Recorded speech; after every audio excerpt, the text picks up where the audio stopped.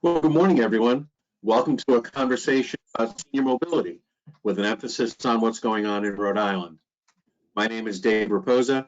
I'm Managing Director of Public and Government Affairs with AAA Northeast, and I'm joined today by my colleague, Diana Gugliotta, who is our Senior Manager of Public Affairs and certainly our subject matter expert on senior mobility and many other traffic safety items. Hi, Diana. How you doing?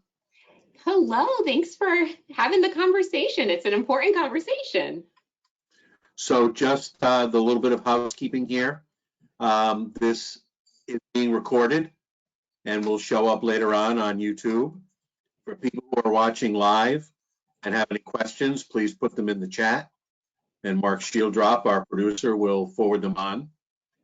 When you see the recording, there'll be Diana's contact information in there if you want to contact us later on with a question after you've watched the recording.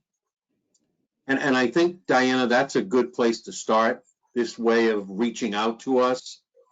I don't know if people believe us when we say this, but at AAA, we get calls frequently from family members, from adult children of older drivers, from people that are concerned about a loved one's ability to drive safely. What do you see, and how does that fit into sort of the statistics of where we are in this country as far as the driving population? Yes, we're fortunate that I feel our members see us and look to us as trusted advisors on this topic. And Dave, we can think back to about 10 to 12 years ago when there was legislation pending in the Commonwealth of Massachusetts to mandate a road test for people 75 and older. And I feel like that was when we started receiving probably a little bit more calls than we could handle at the time, specifically around this topic of how do I make sure I'm a safe driver, and from the adult children, how do I make sure that my mom or my dad is driving safely? And what I really love about the initiatives and the programs that we offer, especially in terms of key timing, it was member-led.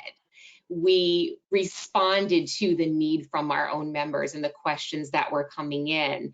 And we wanted for us to kind of serve as that intermediary, I guess, between the adult children and their parents, knowing that the driving retirement conversation, more than any other, is extremely difficult to have.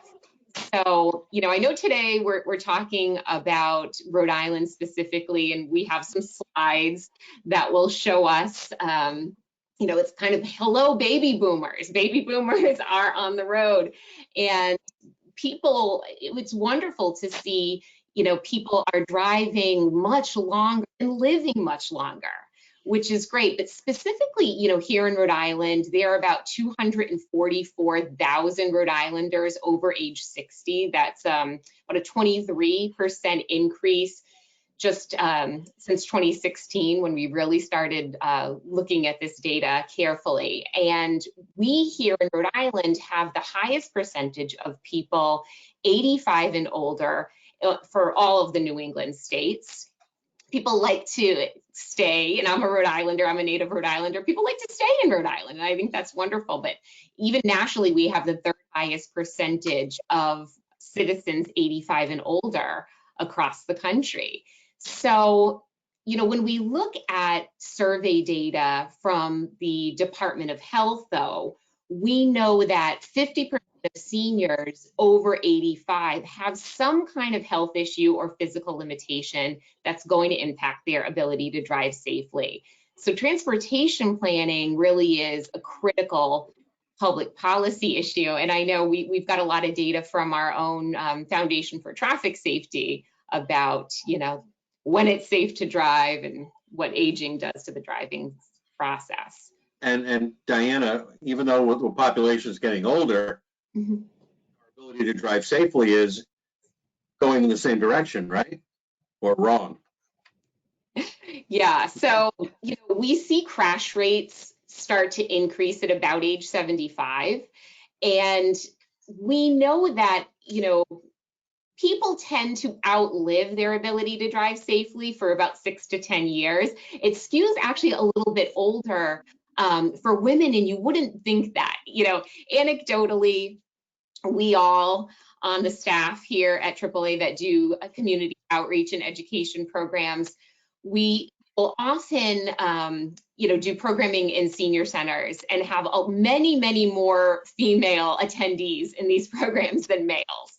And they'll tell us, it was really hard to convince my husband to give up the keys.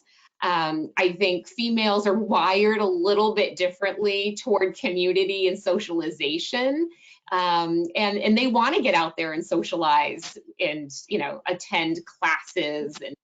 And it's hard for both. It's hard for males and females to give up that independence for sure.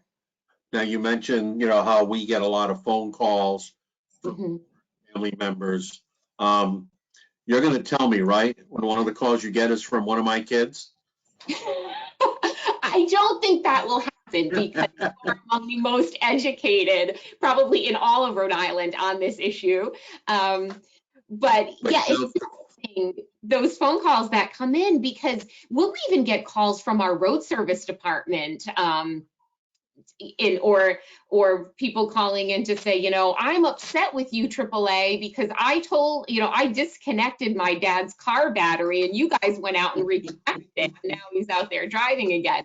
But they will take many steps to avoid having the direct conversation. And this is where we thought we could be helpful. So the first time I heard that we outlive our ability to drive safely by 6 to 10 years, I had to listen to that statement 2 or 3 times to actually comprehend what I was hearing. And what does that mean out on the road? Do we have people that are driving by memory only, and they're not positive where they're going, but memory tells them to go this way? Or is the aging process so natural that there are things we can do that help? And Mark, I think that'll be the next slide. For 30 years, AAA has offered a driver improvement program in Rhode Island, which provides insurance discounts as well as pretty valuable information.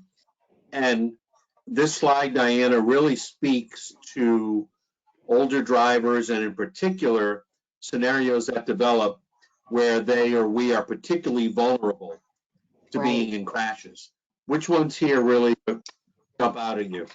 Yeah, so those left turns for sure, especially when they're not at an intersection where there's a traffic signal. It's really difficult to discern, and because of changes in vision, depth perception can become more challenging. Peripheral vision starts to narrow in as we age, and that's just a normal part of the normal aging process. So we like in our defensive driving classes to really offer practical tips as almost workarounds to, like, for example, taking 3 right turns to avoid that turn. But what always strikes me is when we get those calls from the adult children, I always ask, okay, what's the reasoning? What's the genesis of your concern? And it's so frequent that I'll ask, have you ridden with them as a passenger, or have you followed them in your own car and observed their driving? And more likely than not, the answer is no. Sometimes you see a scratch or a dent on someone's car and absolutely think the worst.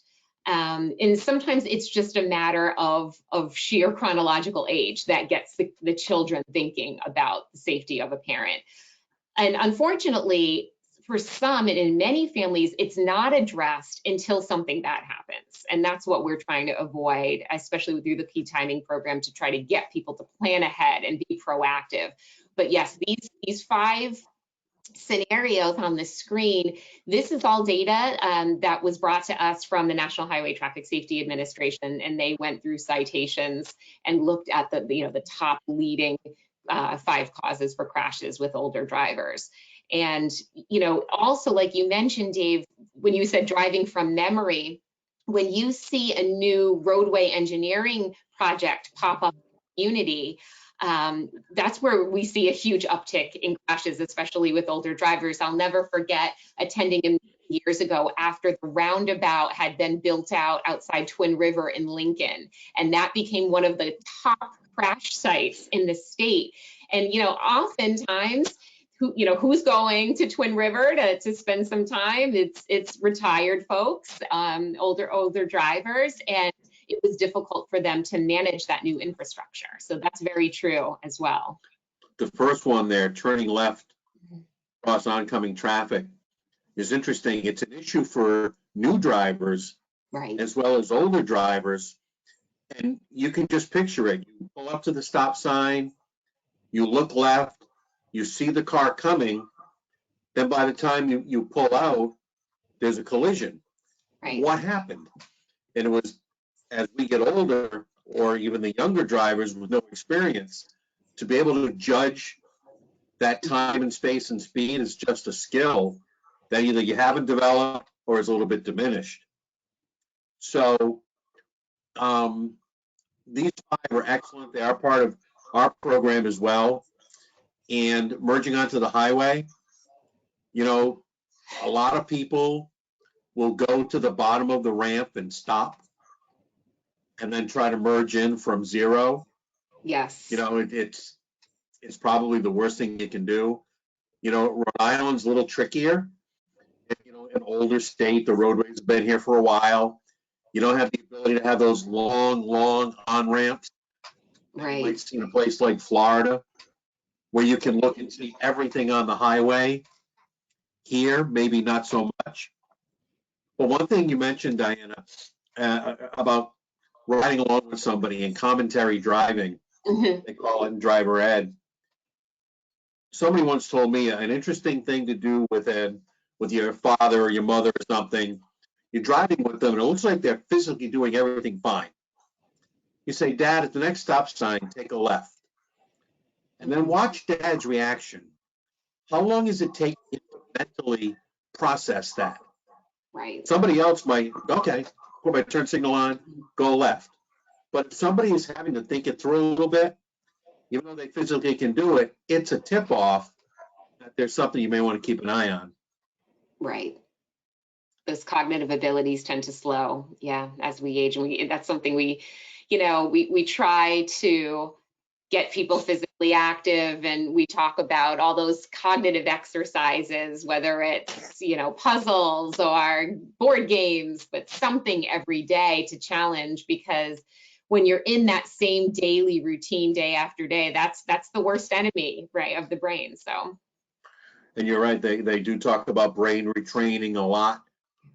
Driver ed, heck, go to the mall and play whack-a-mole or something.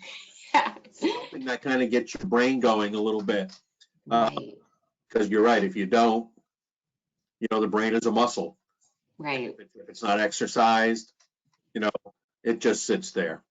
So, Diana, we've talked about all of this, but when we're talking about older drivers, how big of a factor, and Mark, this will be the next slide, is medication on somebody's driving ability?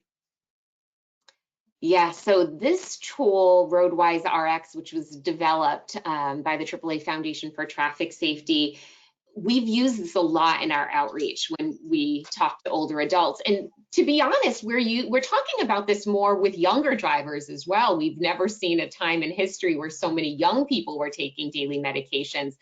But, studies will show that often with a medication change, we'll see an event just weeks after, a physician has changed someone's medication. So this offers an opportunity to go ahead and punch in any over-the-counter or prescription medication that someone's taking, and it'll generate a report based on the implications for driving. So say, your doctor puts you on something new for blood pressure management, and you just want to make sure you feel a little dizzy those first, few days in taking it.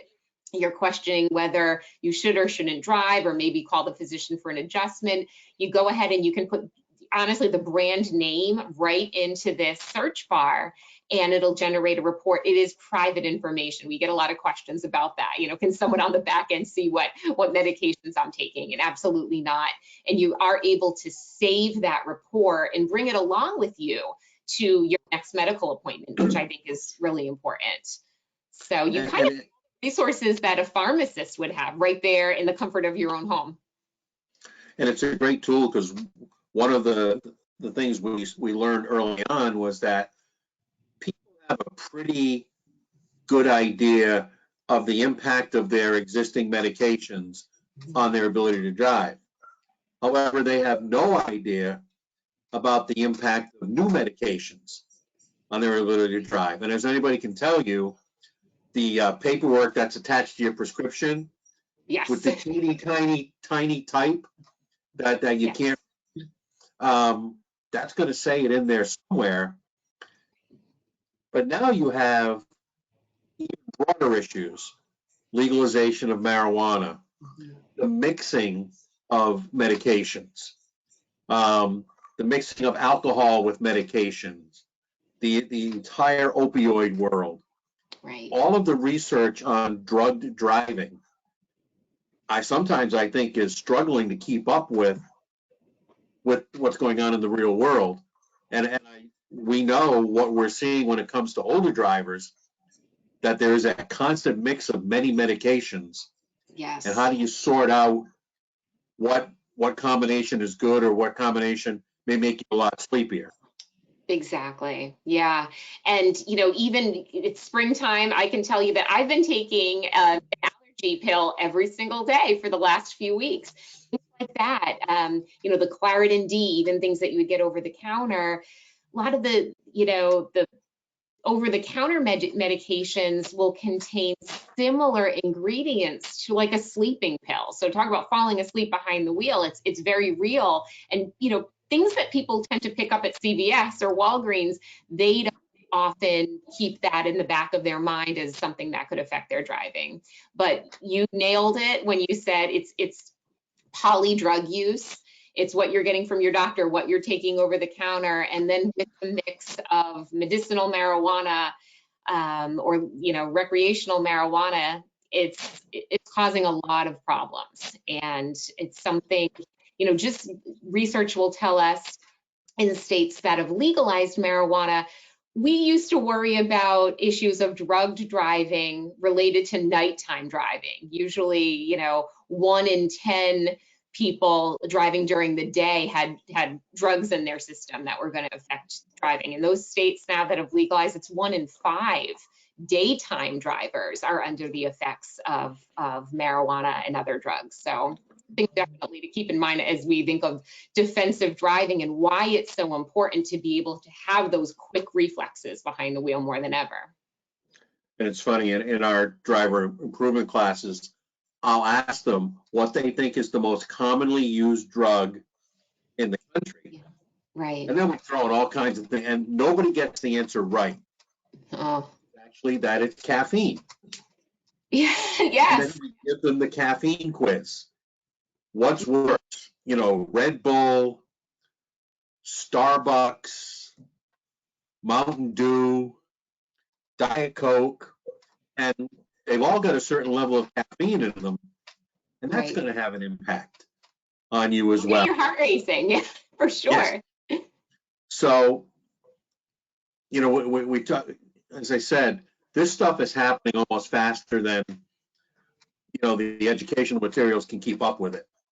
And the legalization of marijuana, I think over time will be researched a lot.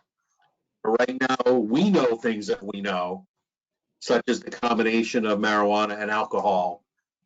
What that could do. It certainly gives people the willingness to do dangerous things. Yes. Through red lights or speed.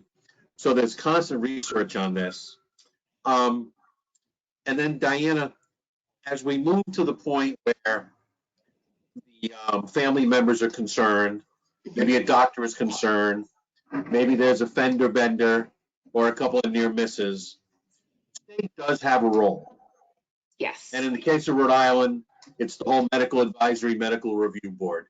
Can you talk about that? Yes, absolutely. So we are hopeful that people will take the step to, ask for a driver evaluation privately before it gets to the point where law enforcement needs to get involved, or if the physician has to send a letter over forcing someone to have a driver evaluation. So I think it's important to communicate to viewers that there's kind of two roads we can take here.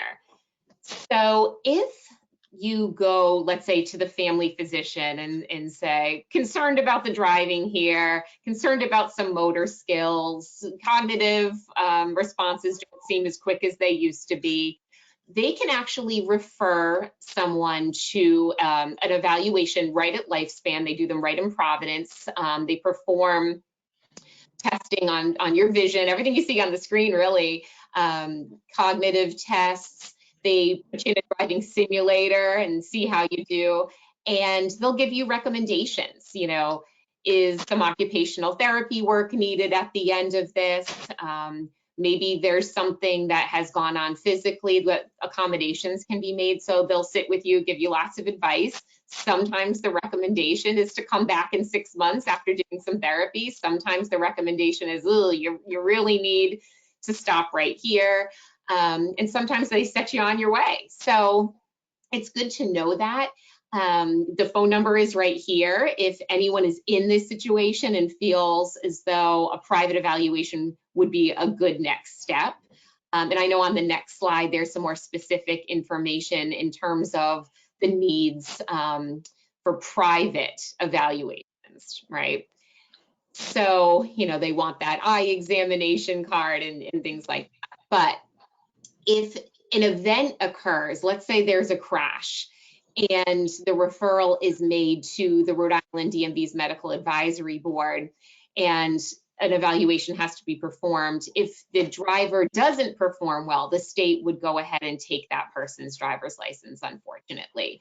And because we know that this is a difficult conversation to have, anyone who has strong concern for a driver can actually mail in a letter to the Medical Advisory Board. So that's that DMV location. They're located within the New London Avenue main office of the DMV. So you would actually just address a letter to Operator Control Attention Medical Advisory Board, and that would prompt a review in the least. So it's important just to have that information, but I always feel that the first logical step would be to talk to the physician about the situation. And it's so hard for people to be proactive because they're afraid that if they go down this road, when they get to the end, somebody's taking a license away. Right. And we'll get to that in a little bit about the conversation. But we do have a question, Diana. Sure. How often should couples take turns driving so one person doesn't get stale? And you've got the old world way of doing things. Yes. One spouse drives and the other one never does. Yes. What's the value of turning drivers, sharing the driving? That is an excellent question, and I'm so glad someone asked that, because I experienced this in my own family. My paternal grandparents, I guess my grandmother really never liked to drive on the highway. Around town, she was good, but when it came to highway driving, she always made my grandfather drive. And they were snowbirds, and they had a place down in Hollywood, Florida, and she really didn't like Route 1, that stretch of road on Route 1. It became busier and busier. I think, they retired in the 80s, and, more people moved down there, and she really hated it. But she would also make my grandfather drive her to, go shopping, drive her to dinner, and take all her girlfriends in the car along. So he was kind of the chauffeur for everyone. And one night they unfortunately, he started expressing to her that he didn't feel comfortable driving anymore. He had some issues going on, which we later found were Lou Gehrig's disease. But a pretty severe crash is what ended his driving career. And she got stale. She really did. I think if you could almost switch off every other trip, that's the best practice. And you also have that second set of eyes in the vehicle with you. Like you call it commentary driving, but if you have that other person in the car to say, oh, look out, this person's getting close, or, watch out, this kid has a ball at the corner of the street and he might jut out. That is a great way to guide you through those driving years, you know, and if you have a passenger, that can be helpful. So excellent question. Right. Good. Thank you for that question.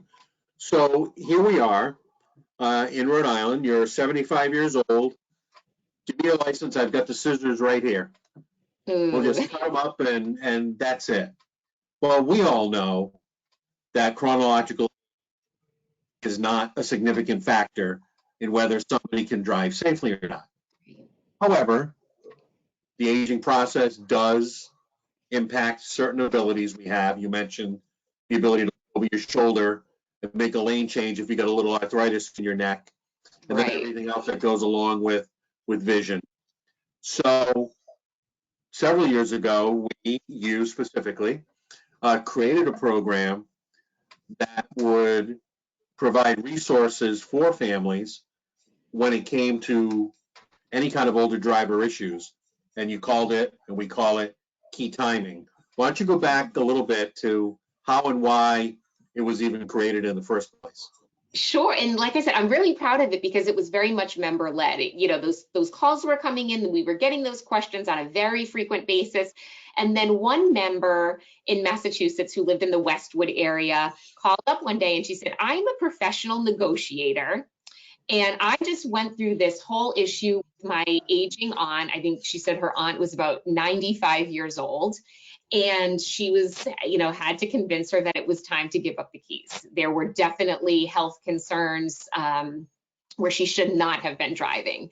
And she said, I'd really love to sit with you, have a meeting and talk through this, how we can be, or how AAA could be a resource for this. And I had already been up research. So it's wonderful because the AAA Foundation for Traffic Safety has something called the Long Road Study, which is the very first longitudinal cohort study in the United States. And it works in, you know, 5 different sites across the United States, follows people from 65 to 79 years old. They did some baseline tests, and then they follow them for a decade or more to see what's happening with their driving. So we had all this great research that we could lean to. We had the skill set of this really wonderful, involved member who was willing to meet with us and give her time. And then we felt comfortable developing a module that we could kind of take out on the road and take to different senior centers or senior living facilities.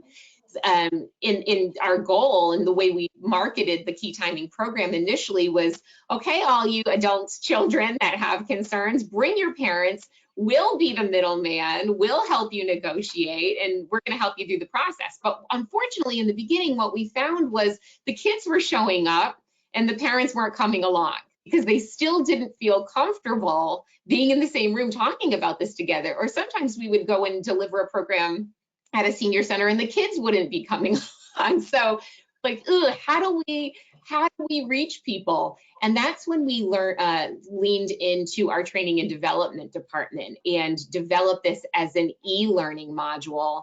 So now we have this great resource right online where you just visit AAA.com/keytiming, and it walks you through the negotiation strategies of how to prepare for the conversation, how to have that conversation, what resources you need at your fingertips. You know, conversations like, this is the real cost of driving, mom and dad. Is it worth it? If you're only taking the car out once a week, you know, 4 times a month, is it worth paying for the auto insurance and maintenance and all this other stuff?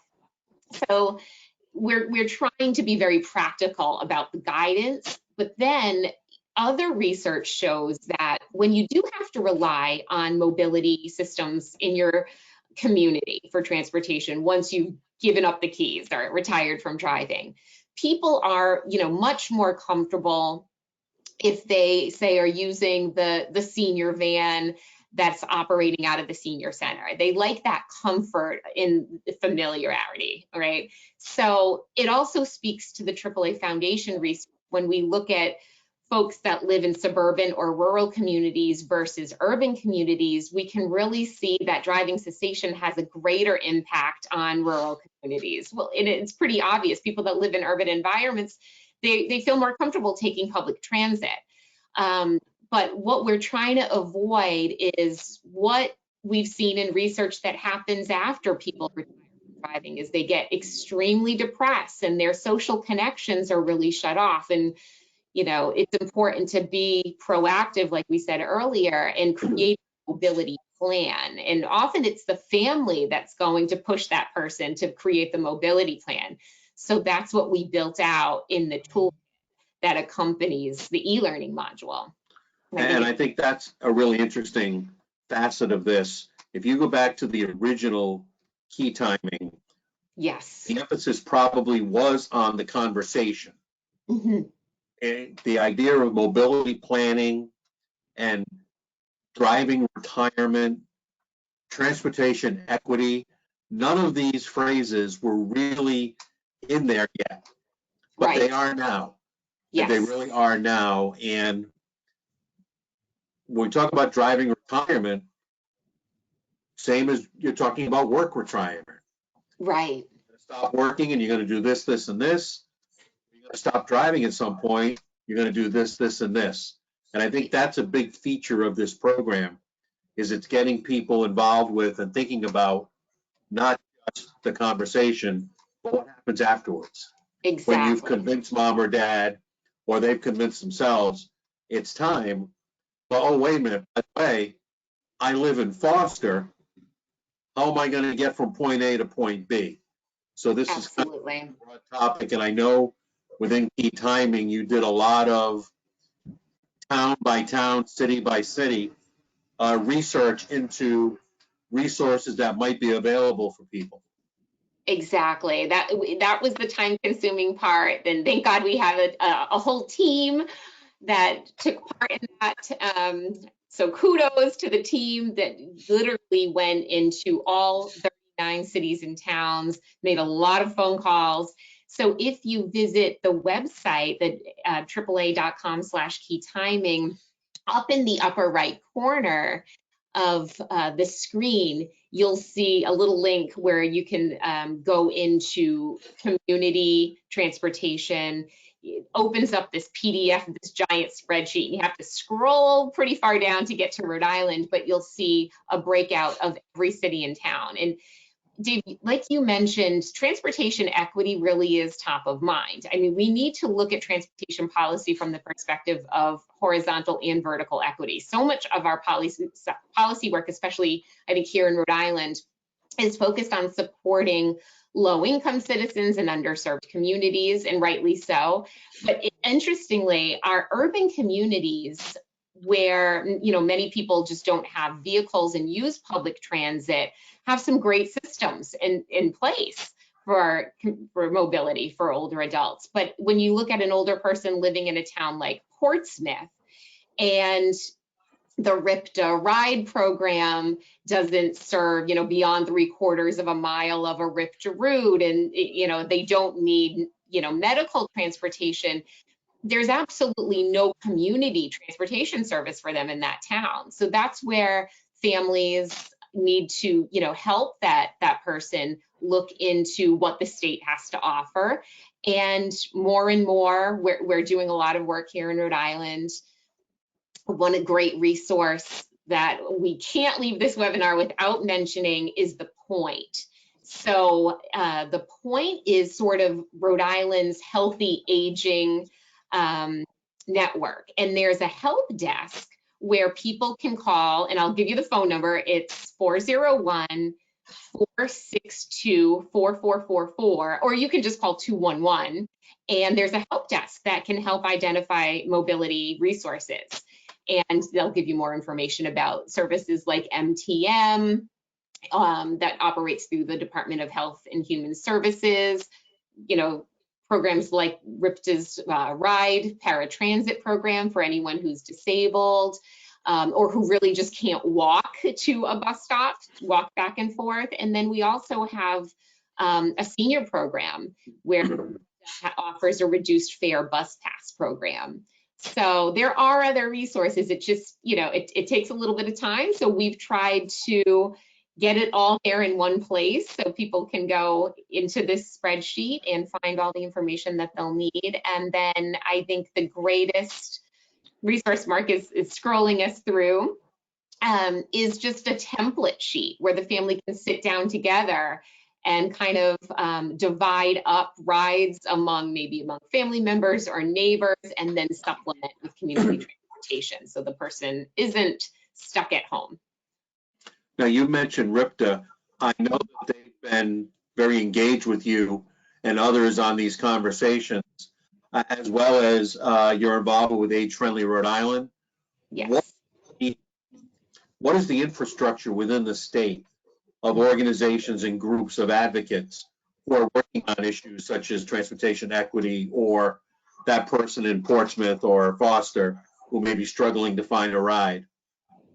Yes, so RIPTA actually has been a wonderful partner, and they host monthly meetings for folks with disabilities, for older adults, and they are very, very much engaged in building out a network to solve this problem. They're developing a system right now that they're calling One Call, One Click. So people can literally just call a phone number, visit a website, and someone can do transportation planning with them. They also do a lot of transportation education, which is wonderful. And we're going to be working with them this coming October with the help of our colleagues at Age Friendly Rhode Island as well, to offer a webinar series called Continuing Education in Transportation that people can join. But the Age Friendly Rhode Island network is incredibly valuable. I would love for people just to visit the agefriendlyri.org website and look at all the wonderful work that they're doing. So full transparency, I head up the work group for transportation within the Age Friendly Rhode Island Coalition. And we're doing things like offering workshops across the state on topics of like how to use Uber and Lyft to supplement transportation. We are going to be working together to put together a senior driver guidebook for the state this year. That's one of our new projects. So it's a great work. You know, folks from AARP, state agencies, social service agencies are all really engaged. So Diana, you mentioned Uber and Lyft, and yes, segue into the last question we have time for today. It's a little subjective, but it's your feelings about Uber and Lyft in particular. Are they safe for older adults? Yes, great question. So when we first piloted the Uber Easy to Get a Lyft workshop to make sure people are comfortable with the technical side of it, we also include a police officer in the trainings just to go through the safety element of it, making sure to check the make, model, and license plate number of the vehicle that should be picking you up. There have been incidents where, you know, older adults are a little confused, and just because it's a white car and they're anticipating a white car, they'll go and get into a car that's not even the certified Uber driver. So there's a lot that we need to do just around, you know, awareness, situational awareness, but we love bringing law enforcement in to help out with that. And very quickly, Uber Easy to Get a Lyft. Mentioned it, but you didn't quite say what it is. So sorry. So it's a interactive workshop, and we really miss, we've been doing these virtually, we miss the in-person sessions. So, you know, I can help people load the apps into their phone, but it's about an hour-long workshop where we familiarize people with using the apps, how to load a payment method so they can pay for the ride, discussing the alternative to even using the app, where there is a workaround. There's a phone number that you can call. It's a service called GoGo Grandparent that can almost dispatch the ride hailing service for you. So we want to get people comfortable with it, just especially, you know, in those rural communities, or to prevent somebody from, you know, having to drive downtown or having to drive in rush hour if they don't want to wait for one of the other mobility services where you have to, you know, plan really far in advance. It's nice to have something, a service that you can, you know, call on and in 30 minutes they're at your front door. So excellent. So we could go on for quite a while. I know. But we won't. And thank you, Diana, for anybody who's watching, listening, any of these topics with senior mobility, that's what we're here for. All you have to do is ask. Thank you to Mark Shieldrop for producing as usual. Thank you all for joining us. We appreciate it. Have a nice day and please drive safely. Thank you so much.